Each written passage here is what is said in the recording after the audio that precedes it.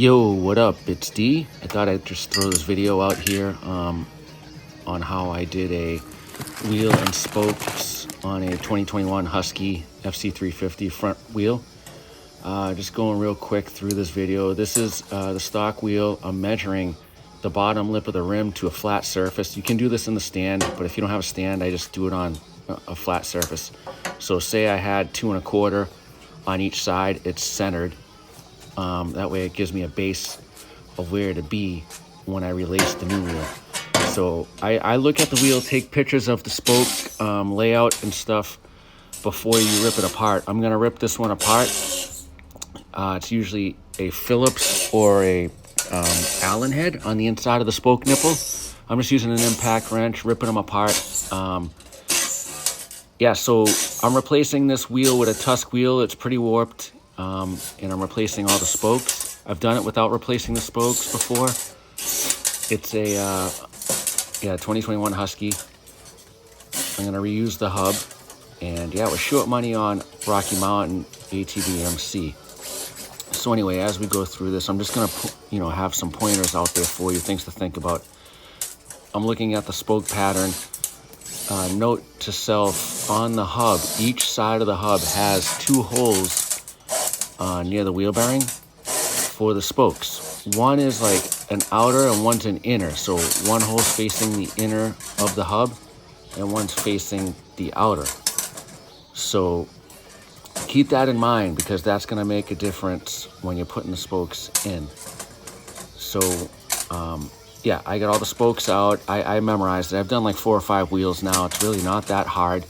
It's just patience, and I didn't do it all at once, but if I was to say, it probably took me like 3 hours. I could probably do it in 2 if I do them, maybe less. If I did it back to back, probably like in an hour.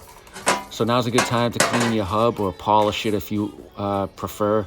I'm just cleaning mine up. It's dull as hell anyway, but clean it all up, simple green or whatever you want to use. Here's the new wheel. I always do a comparison of parts. It's a 21-inch front. Measure the width, I compare and make sure everything's the same. So the spokes that come with this kit are different than the stock ones. So here's the Tusk wheel, and here's the Tusk spoke set. There's 2 separate sets of nipples inside the spoke kit. Just use the ones that look like the ones that came off your wheel. It's a thicker one and a thinner one. It must just be a variety of wheels that it can fit. Like say those spokes can fit a stock wheel, you use the other one. But in this instance, we're using the ones for the Tusk wheel. So I start lacing this. I run one side of spokes at a time, and I just go around like clockwise, like a star. Things that I was saying about the 2 holes in the hubs, I always start with the inner hole, the one closest to the center of the hub, and I find an angled like hole in the rim that faces that. It's gonna lay out. You'll see what I mean if you lay it out. And then I put the one upper hole, it's on top, so it goes over the other spoke. It makes like an X. On this particular wheel, it was a 7-spoke spread. So one spoke went there, and the angle of the wheel indent faces that, and the other one faces back towards the spoke. You know what I mean? Like, so when you put the nipple in, it's gonna face the right way, because there's different off-camber sets when you put the nipple in the rim. You'll see what I mean when you do it. Really not that hard.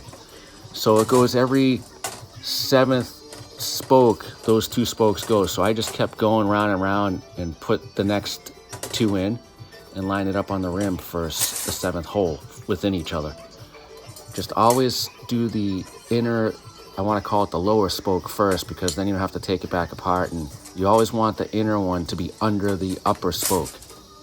So when they make the X, they gotta all be the same. You'll see what I mean. So I'm just lacing this. It's pretty lengthy. I count 7 and put the other spoke in, and it's clockwork. It falls together. It just takes time.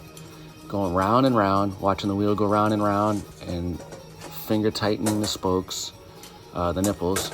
Something I want to touch up on is when I tighten down the nipples, when I have all these on, I just start them, and then I snug them all up so that the nipples go down to no thread showing on your spoke. So like right now I have them all on. I put it in my stand and I tighten them so they're all like, they're not tight. I just snug them up so there's no thread showing on the spoke itself with the nipple, where the nipple meets the spoke. It goes down quite a bit. And then I go around and I snug them all up. Once I get the hub like centered, I snug them all up. And this is where I have like that yellow level underneath. I use that as my guide. You can use whatever you want, but my particular stand, I just clamp that up. That way I know the height of the wobble. The wheel can wobble like up and down. If I have them all centered, it won't wobble and it won't touch the level. You know what I mean? I just have it just brushing it barely. So also when I have it like this, I tighten them all up, then I check them on the flat surface for that 2¼ inches to the rim. So that way I know that the hub is center in the rim, like I did in the beginning before I took this wheel apart, the other wheel apart. Then I snug them all up as long as my wheel is not hopping, like going up and down. I snug them all up and then I true the side to side wobble. So that's why that yellow level has a like black piece of tape on it, on the top of it, and I just run it and I eye it up. So, or I can use the measurements. There's measurements on it too. And I spin it and I see which way it wobbles the most, and then I loosen the spokes on the side that it's like wobbling away, and then I tighten the ones on the inside if I'm trying to pull the wheel in. So it's just a game. And then you go around and you snug them all up. When you snug them all up, just tighten them all to 44 to 53 inch-pounds is what I have. I have a Warp 9 spoke wrench, and that works awesome. It saves so much time. But when I go around, I do every spoke, and then when I get close to torquing, I do every 4th spoke. So I'll tighten one at the wheel lock, and then I'll go count 3 and tighten that one. Count 3 after the one I tighten. So it'll be every 4th spoke. Anyway, I hope this was helpful. Good luck, and don't be afraid. It's not that hard. Just take your time and be patient. All right, thanks. Later.